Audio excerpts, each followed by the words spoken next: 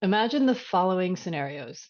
Your manager asks you to review information about a potential new program, and they send you links and other documents to review, and you're required to write a written recommendation by the end of the day. Or you're on the board of an environmental nonprofit that needs you to help out with putting together a policy based on new data about an invasive species in the ecosystem. Or maybe you're a member of the Board of Education and you need to decide whether there should be community service requirements for high school graduation. So, what do all these situations have in common? Well, in each of these situations, you need to analyze the situation, evaluate information, assess the reliability of the information that you receive, identify biases, consider different solutions and options, and then finally effectively communicate your recommendation. So, given this, consider the following data. 79% of employers consistently rank critical thinking as the most important skill for their employees. These same employers, 51% of them are saying students that they're recently hiring are not prepared in critical thinking. And the students themselves, 95% of them entering higher education believe critical thinking is valuable to their future careers. But those same students, 47% of them exiting higher education globally are not proficient in these critical thinking skills. So let's think about these numbers. Are they concerning? Are we correctly preparing students for the workforce of today and the future? These are the skills that we use every day, and now they're showing up on every portrait of the graduate that's being developed by districts and states. And we all agree that these skills are essential for student success, yet we're not intentionally developing these skills in our students. So my colleagues and I have research that show that students and employers are not wrong. Students who have better scores on an assessment of these higher order skills have better college and post-college outcomes as measured by cumulative GPA, employment, full-time employment, employment in their field, salary, graduate school enrollment, and employer and advisor ratings. So how do we improve student employability? And what does this have to do with assessment?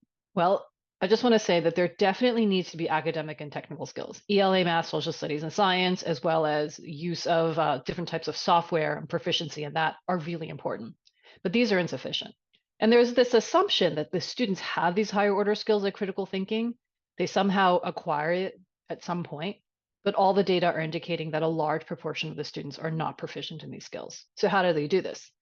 Well, to start, we have to understand where our students are. So we recommend administering a baseline assessment to measure your skills today to identify strengths, opportunities of improvement, vulnerable populations, efficacy of current programs that you have in place, or student learning gains if you look at them over time. And the recommended approach is to use performance assessment because they require students to apply these skills.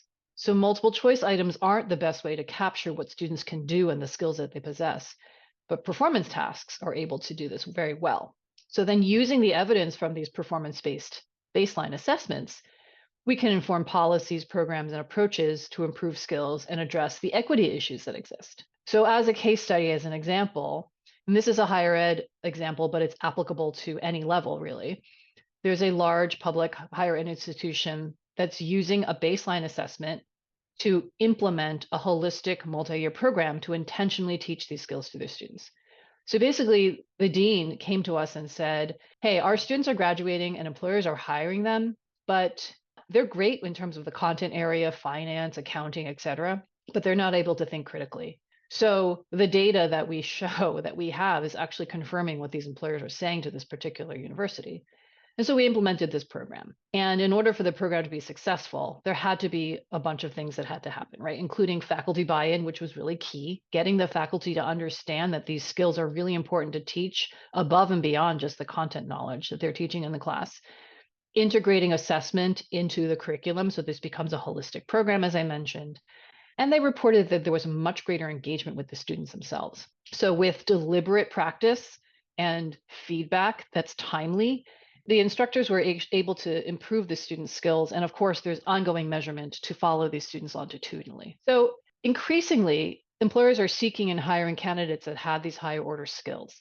But when we develop these skills through instruction and assessment together, we're giving every student an opportunity to improve these skills that the employers value the most. And we know that the students are more engaged in their learning when they understand how it can be applied in a real world situation and when they actually have the opportunity to apply it as part of the instructional model. And when we tie assessment from these higher order skills to the essential competencies, particularly the ones that we're seeing on Portrait of a Graduate again, and we can offer credentials, since these skills hardly ever, and in fact, I've never seen it appear on transcripts, we're able to strengthen students' employability. Thank you.